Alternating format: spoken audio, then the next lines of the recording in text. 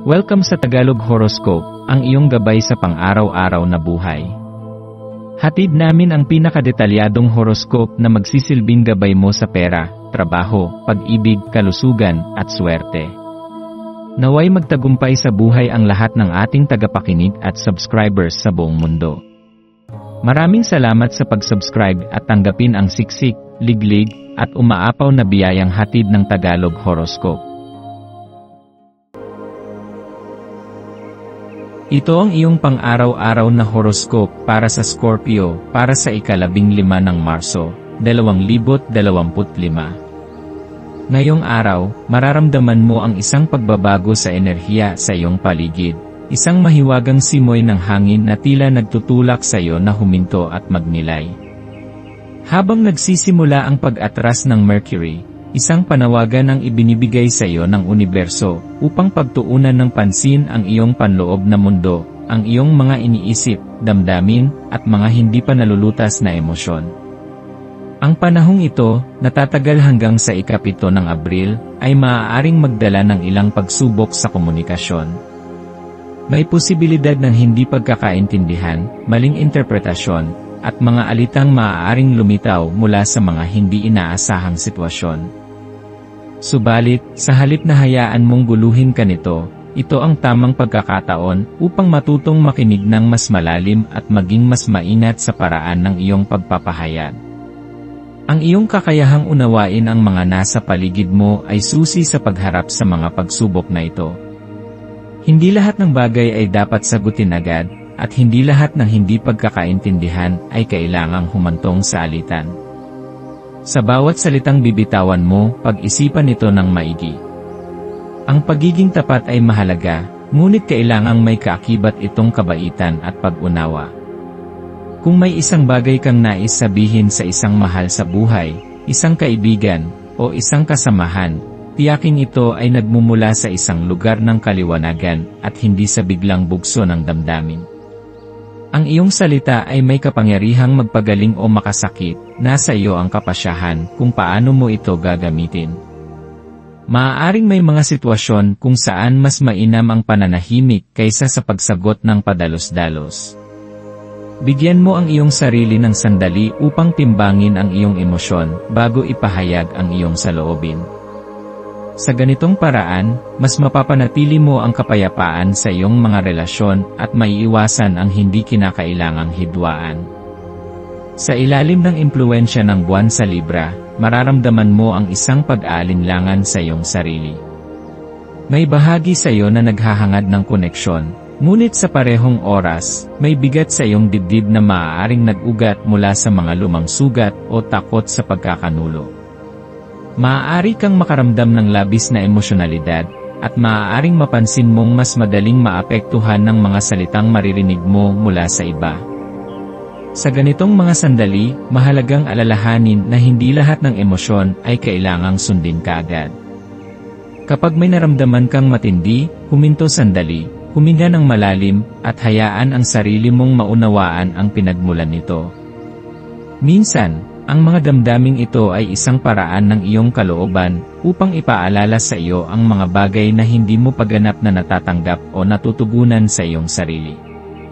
Sa halip na iwasan ito, bigyan ito ng espasyo upang maunawaan mo ng buo. Sa halip na padalos-dalos sa desisyon o aksyon, hayaang gabayan ka ng iyong katalinuhan at likas na pagiging mapanuri. Ang Scorpio ay isang tanda na may malalim na pangunawa sa katotohanan, isang nilalang na may kakayahang makita ang nasa ilalim ng ibabaw ng mga bagay. Ngayong araw, gamitin ang kakayahang ito upang unawain hindi lamang ang iyong sarili, kundi pati na rin ang mga taong nakapaligid sa iyo. Marahil may mga bagay silang hindi sinasadyang ipinapahayag, at kung ikaw ay magiging mahinahon, mas mauunawaan mo ang kanilang tunay na intensyon. Ang iyong likas na kakayahan sa pag-intindi sa tunay na nararamdaman ng iba ay isang biyaya na maaari mong gamitin upang mapanatili ang balansing relasyon sa iyong buhay. Sa pamamagitan ng iyong pagmamasid at pakikiramdam, makakakuha ka ng mahahalagang impormasyon na makakatulong sa iyong mga desisyon. Habang lumilipas ang araw, isang paanyaya ang hatid sa iyo ng enerhiya ng sansinukob upang yakapin ang iyong sariling pagnanasa at pag-unawa sa iyong sensualidad. Ang Scorpio ay isang tanda ng lalim at matinding damdamin, at ngayong araw, ito ang magiging gabay mo sa pag-explore ng iyong sarili. Hindi lamang ito tungkol sa pisikal na aspeto, kundi pati na rin sa mas malalim na koneksyon sa iyong sarili at sa iba. Sa pamamagitan ng introspeksyon, maaari mong matuklasan ang mga bahagi ng iyong pagkatao na matagal mo nang hindi nabibigyang pansin, ang iyong mga pangarap, mga hangarin, at ang tunay mong kahulugan ng intimacy at koneksyon. Ang pagpapahalaga sa iyong sarili at sa iyong damdamin ay isang mahalagang hakbang patungo sa mas malalim na pag-unawa sa iyong sariling pangangailangan at kagustuhan. Ang pagpapakawala ng nakaraan ay isang mahalagang aral na hatid sa iyo ngayon. Kung may mga sugat na hindi pa gumagaling, bigyan mo ang iyong sarili ng pahintulot na umusad at lumaya. Ang pagpapatawad, maging sa iba o sa iyong sarili, ay hindi nangangahulugan ng pagbabaliwala sa sakit kundi isang pagyakap sa sarili mong kalayaan. Sa bawat hakbang na ginagawa mo patungo sa pagpapagaling, mas nagiging malaya ka sa bigat ng nakaraan. Hindi madaling gawin ito, ngunit sa sandaling magdesisyon kang bitawan ang mga bagay na nagpapabigat sa iyo, mas mararamdaman mo ang gaan sa iyong puso.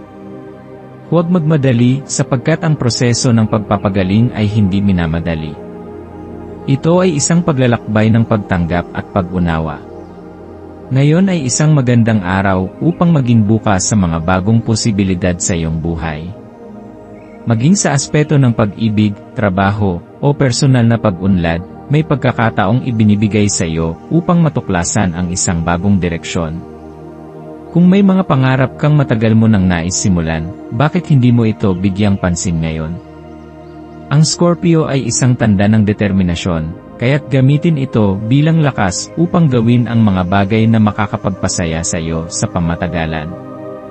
Ang iyong kakayahang manatiling nakatuon sa iyong layunin ay isang napakahalagang katangian na magdadala sa iyo ng tagumpay sa anumang larangan na nais mong tahakin. Ang iyong maswerteng kulay ngayon ay itim at pula. Ang itim ay sumisimbolo sa iyong malalim na katalinuhan, misteryo, at proteksyon laban sa negatibong enerhiya, habang ang pula ay kumakatawan sa iyong lakas, sigasig, at pagnanasa sa buhay. Ang pagsusuot ng mga kulay na ito o pagkakaroon ng bagay na may ganitong kulay ay maaaring makatulong upang mapanatili ang iyong kumpiyansa at tapang sa harap ng anumang hamon. Sa tuwing isusuot mo ang mga kulay na ito, ipaalala mo sa iyong sarili ang iyong likas na lakas at ang iyong kakayahang harapin ang anumang pagsubok. Ang iyong maswerteng numero ay 8, 11 at 30. Ang 8 ay nagdadala ng enerhiya ng kasaganaan at lakas ng loob, ang 11 ay sumisimbolo sa espiritual na paggabay at mas mataas na kamalayan, habang ang 30 ay isang numero ng pagbabago at bagong simula. Sa bawat numerong ito ay may dalang mensahe para sa iyo, ang pagsisimula ng isang bagong kabanata, ang pangangailangan ng mas matibay na pananampalataya sa sarili, at ang pagyakap sa pagbabago ng may tapang at determinasyon. Sa pagtatapos ng araw, bigyan mo ang iyong sarili ng oras upang ipagdiwang ang iyong mga munting tagumpay. Ano ang mga bagay na ginawa mong tama ngayon? Ano ang iyong natutunan? Ano ang iyong ipagpapasalamat? Sa tuwing ikaw ay naglalaan ng panahon upang kilalanin ang iyong sariling paglago, mas lalo mong pinapalakas ang iyong loob upang magpatuloy. Ang buhay ay isang paglalakbay ng patuloy na pagbabago at pagtuklas sa sarili. Yakapin ang iyong emosyon, alagaan ang iyong puso, at huwag matakot na lumalim sa iyong sariling pag-unawa. Ikaw ay isang nilalang ng lakas, katalinuhan, at walang hanggang potensyal, at ngayong araw ay isa lamang hakbang sa mas malaking paglalakbay ng iyong kaluluwa.